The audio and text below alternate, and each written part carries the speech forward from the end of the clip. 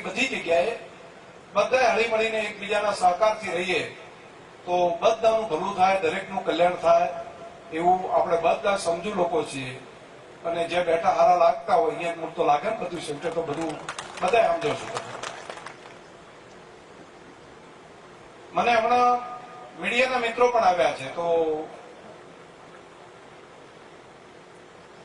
મારે એક વાત એમને પણ ધ્યાન ઉપર મૂકવું છે. આમ તો હું સંવિધાનિક જગ્યા ઉપર છું એટલે કોઈ રાજકીય પાર્ટીના ભાષણ કે એવું બધું નથી કરતો.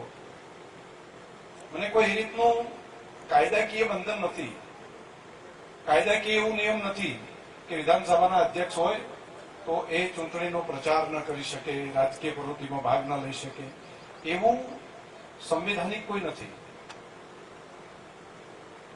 પરંતુ હું બંધારણને સન્માન કરવા વાળો માણસ છું, એની પરંપરાઓને માન આપવા વાળો માણસ છું. એટલા માટે કરીને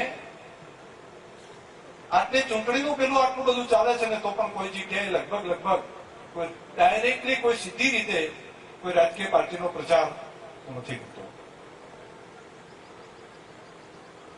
પણ આ સંવિધાનની મર્યાદાઓનું ભાન રાખવાનું બધા લોકોને હોય.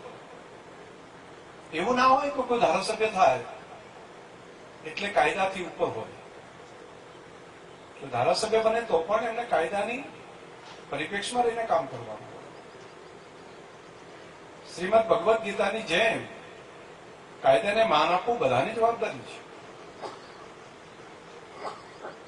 બંધારણીય જગ્યાની સામે કઈ રીતે વાત, કોઈ એનું અવમાન થાય એ રીતનો શબ્દ કોઈ ધારાસભ્ય થાય તો એ કરી દે તો એ કાયદામાંથી મુક્ત નથી થતા, એવું નથી હોતું. અને કાયદાનું પાલન કરવાથી બધાના હિતમાં છે, તમામ લોકોના હિતમાં છે.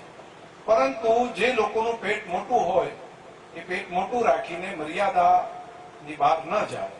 એટલે મર્યાદાની બહાર ન જવું એ મને લાગે છે કે આપણા સંસ્કારો પણ છે અને આપણે એને માન આપવાનું, સંવિધાનને માન આપવાનું કામ છે એ પણ મને લાગે છે કે આના કારણે છે. અને એમાં કોઈ પણ પ્રકારની ત્રુટિ ના રહે એનું ધ્યાન રાખવાનું કામ કરશું. એટલે